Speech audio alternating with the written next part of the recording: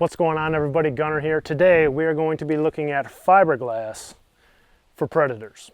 This is the 8.6 Blue Halo 11 weight. Out behind me there is Farm Lake. We're up in Ely, Minnesota today, staying with Timber Trail Lodge. I'm up here on a little bit of business, a little bit of fun, and I thought we'd incorporate this rod review while we're up here. So let's dive into all the cool things that make the Blue Halo the Blue Halo. It does come with a nice tube to keep your rod good and safe. Of course, I already got the rod built up here. It does have a sock inside, and I like the sock because it's a glass rod, and the sock has glassy vibe. It's kind of like a rough cotton. It's not like super high-end felt, but it's like just a rough cotton. It's kind of old school the way a fiberglass rod is old school.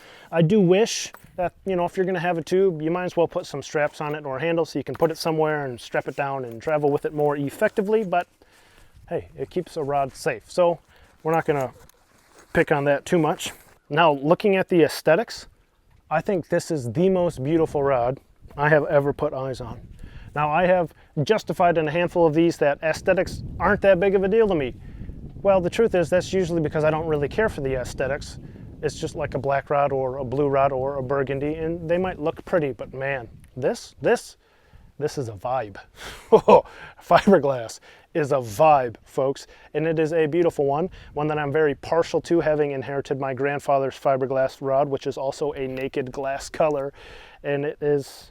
Maybe that's the reason. Maybe it's the nostalgia or the connection to my grandpa, who's the one who really taught me and inspired me to start fishing in the first place. I don't quite know how to put my finger on it, but I am floored by how beautiful this is. So it's a vibe. There's not much more I can say about that. You look into the handle design, we have a classic full wells grip, fighting butt, composite end. You definitely want a phone call from my wife. Back to the handle, full wells, classic fighting butt, composite end, good high quality durability, so you have like kind of cork mixed with rubber. That way the part of the rod that's getting beat up and braced and set down stays good and durable, but it is just a cork handle. Exactly what you would expect.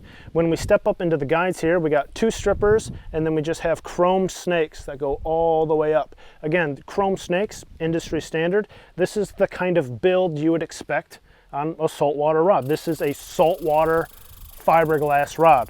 The components, the guides, the full cork, the fighting butt. Diving into the reel seat, it fits the aesthetics of the rod, right? It's beautiful. It's got the naked glass in there. It's so cool. It is just kind of a standard high-end aluminum, you know, reel seat. You got your double locking lugs. You got your hood that's going to spin around. So it's exactly kind of what you would expect. It's very high-end, but it doesn't have all those little nuances of flat on flat and hoods that don't spin. There are no hook keepers inside of here. There's no hook keeping wire, so you can just see I have it on the outside bridge of my reel there. It doesn't bother me either way. I do like a hook keeper, but I'm also accustomed to doing this all the time. Now, all that aside, let's finally evaluate the taper, because an 11 weight, this is an 11 weight, folks. Did I tell you that? This is an 11 weight piece of fiberglass, and you might think that's gonna be heavy, because I'll tell you what, I have some 5 weight fiberglass that's heavy. And actually, I have a 5 weight fiberglass rod that has a higher swing weight than this rod. The taper on this rod is out of this world. It's insane how fat, rigid this butt section is. It just shoots right to the tip. It is, I don't know how you could classify it anything other than fast perfection. It is fast action perfection. It's very unique. You're going to see we have a ton of line speed. It takes a very tight arc, a positive stop, but if your casting is up for it, this thing is a laser. It throws darts. We're rigged up with an imposter. I have a 480 grain Rio striper full sinking line. Let's see how an 11 weight does with 480 grains of 9 inch per second sinking line and a 6-inch bug and some wind. Now, when I have this 480 line on here, this to me is kind of like the ultimate test, right? You have the highest line speeds because it's a full sink, so it's the lowest diameter, it's the lowest wind resistant. It's the heaviest, it's the hardest to pick out of the water. It's kind of the most demanding. If your rod can kind of handle this, you can kind of handle anything. So this full sink is It's a lot. It's a lot to put on a rod. And what I want to do is I'm going to cast it so that the head is out. The head is out. It's 35-foot head, 480 grains. And I'm going to water pick up, which is going to bend the snot out of this rod. And I want you to see how it eats it into the blank, super deep into the blank. Now what's cool about that is it takes away the swing weight.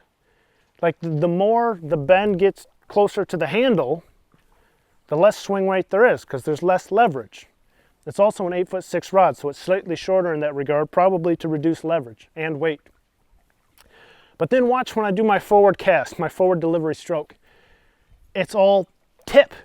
The way they tapered this rod, I don't even know how to articulate it. I'm kind of at a loss for words. I find it both challenging and rewarding. I don't really know how to articulate it. But watch how fast the tip is, yet it bends into the butt. Watch how fast the tip recovers, how tippy it is, and yet watch how much it bends into the butt section. It's a crazy cool blend. So we got, like, there's 15, there's the head, right? So there's 35 feet, 480. Look at that.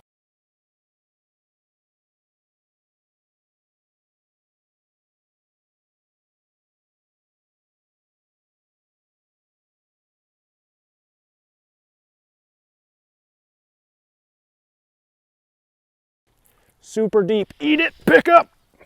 Tight little cast. Super deep, eat it. Tight little cast. So I'll whip one out here so that you can see the load up on a full, a full cast here. Very tippy. Requires a nice high arc, but I can eat it.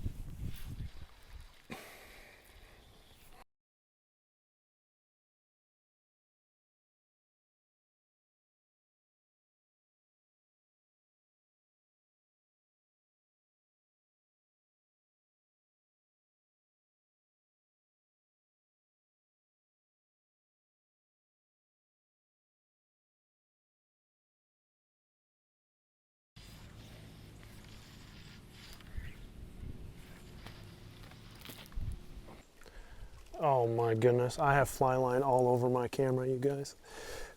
All right, now per the other rod review videos, we're gonna line this guy with a host of different lines. So that was the Rio Striper, that's what we just fished. And I've never done any of them starting with the full sink. Usually that's like the final test. Does this rod handle max line speed, max line weight? But regardless, that's what I was fishing. And it shows that bend, especially out of the pickup, how much power can be stored in the butt, and yet how fast the tip recovers. It's a very unique, powerful taper.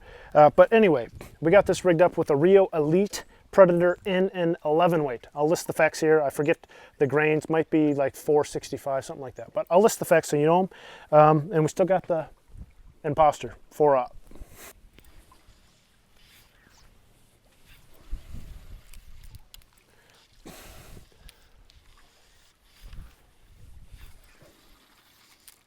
So this rod for me, it's kind of like a love-hate relationship. I think that's really the best way to describe it, because I find it very challenging. It doesn't fit me, but I can conform to it. And so if you remember in the Chippewa River custom rod video, I talked about how the one piece, the moderate, the stiff-tipped moderate, it bends super deep. You can kind of have a lot of play and a lot of arc to it. That's how I cast. But this rod's a little bit too fast for that. Now I can do that. I can do that exact same stroke. In fact, let me show you. I can do that exact same stroke, and it's just going to open up my loop. It's not going to be extremely efficient. So we won't do like a full line. We'll just do like, I don't know, 60 feet or something. But if I take that approach that I normally take,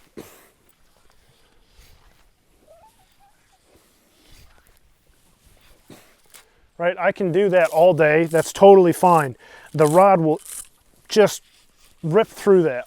But what's happening is I'm not being as efficient as I could be. I'm throwing a fairly big loop. Now it's a true loop. It's a true cast. They're parallel legs. It's going out nice and fine. But the problem that I have here is it won't take a very big payload infinitely long. Like the moment I take that cast and I put a 12-inch fly on it, it's going to be highly inefficient for me, which is interesting because when people talk about casting big flies, they almost never tell you to throw a tight loop because tailing loops and collisions and wood knots and all sorts of nasty things are going to happen. But it's like the Chippewa River Custom Rod, because it's a bendier rod, I can cast it in a bendier way but still throw something that's very efficient on my end. This rod requires a much tighter stroke. Now I can still get a little bit of play in my hand. You see it's a much tighter stroke. It's not this. It's much tighter. I can still get some good transition, but I really have to pop a stop. And there's something about this rod that I kind of picked up this winter that has changed my casting for the better for all time, and that's feeling the throw, feeling the pop. And this rod I can do that with better than any other rod because of the way that tip acts. If you saw it in that full sink, it's like you get this big bend, but then the tip's whata, whata. And so I can load up the rod really slow, and then I can throw the tip of the rod. And that's something I've been trying to work on. And this is one of the rods that I can feel that with. And it allows me to get a crazy long, good cast with an immense amount of energy, very tight loop with almost nothing. Like it's timing and not power. So it has a very small window for which this rod just throws line. Like it just throws line. But you have to get it right. If you go past that, well, now you're kind of wasting energy and you're gonna get, like you're putting more into it than you need to, and it's gonna be a less efficient outcome. So it's not gonna go far anyway. You're getting like a double negative. It's more work for you and it's less efficient in the air. Or I can do less work for me, but time it all perfectly, and I get max efficiency and max distance and less fatigue, less energy expenditure. But it's a very small window that's, you gotta have an experienced hand to get to it. The next line we're going to look at is the Rio Outbound Short in an 11 weight full intermediate line. Here are the specs. Let's see how she does. Now it is a shorter, more compact head, 30 feet, with a much more aggressive taper to it. I will say I like the weight of this reel. It's the Redington Rise. I think it pairs a little bit better with this rod. The Behemoth 10 weight is a little bit heavy. Oh, that felt amazing. That felt really good, really good.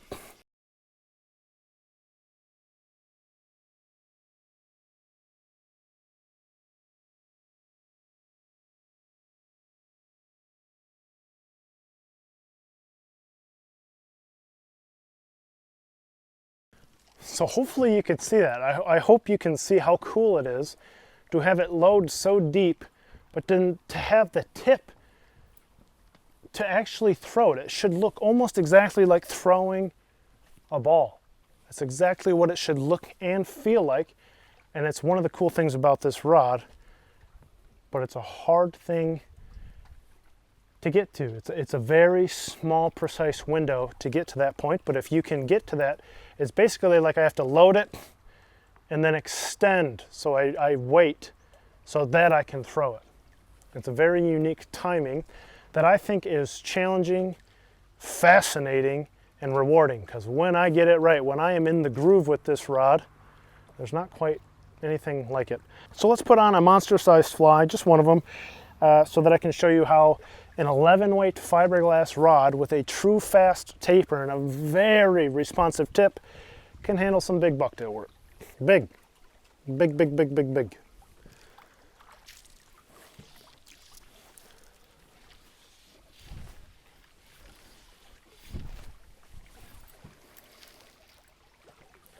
Absolutely, absolutely zero problem. Like zero, none whatsoever. And this is maybe gonna go against the grain here from what a lot of people are gonna tell you on the internet, but I'm gonna try to throw the tightest loop I can with this 12-inch fly.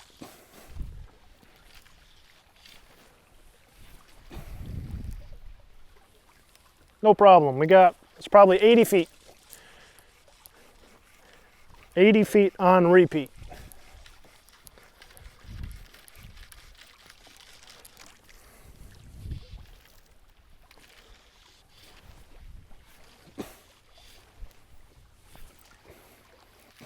Load and throw, 80 feet.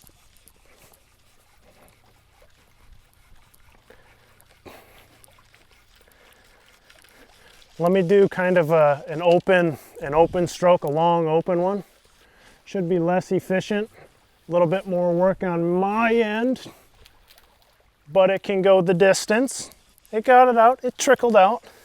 That would be an open loop, a big loop. That's what most people are gonna recommend with your big fly.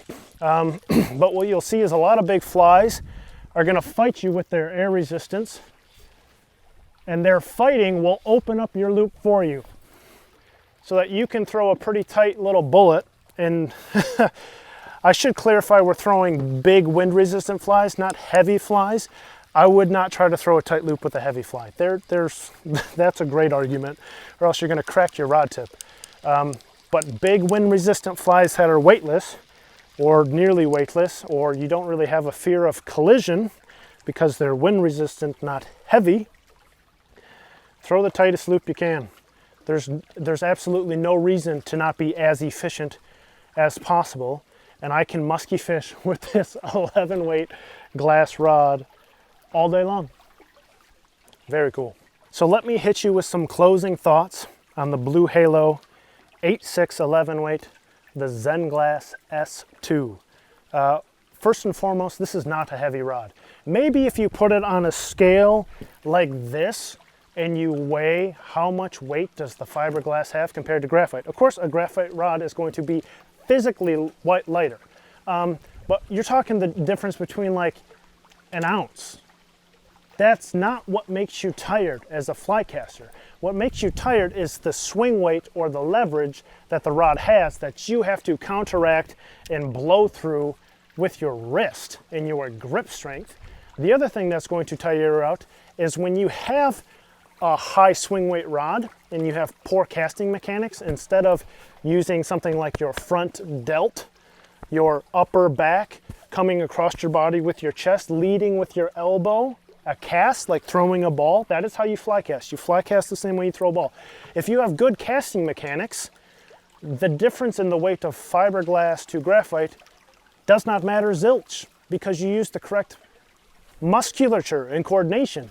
It's only when somebody is rotating, they're using very inefficient musculature, the small muscles in the shoulder that are rotating it instead of the big muscles, like your casting muscles. That's why you have a short shoulder. It's because you're using a high swing weight rod and poor mechanics instead of boom, boom, boom, boom. There shouldn't be rotation in your shoulder. The shoulder should get out of the way, extend with the tricep, lead with the elbow, extend with the tricep. Out of the way, pull, upper back pull, extend, push, extend. Technically it's like pulling, but it's like pulling with your chest and your front delt. Anyway, casting patterns, good casting patterns. So the weight of the fiberglass here matters zilch. Who cares how heavy a rod is? If you think that's what makes you tired, you're wrong. The swing weight on this is unbelievably manageable. For an 11 weight, I have fished this rod for about 5 hours today. Not tired at all. It's a little shorter, 8.6, wonderful. I love short rods. They're typically more accurate. They reduce the swing weight. And then the quickness of the tip. Usually a faster rod has a higher swing weight because the bend is happening farther away from your hand, has more leverage. But you'll see this thing load up into the butt.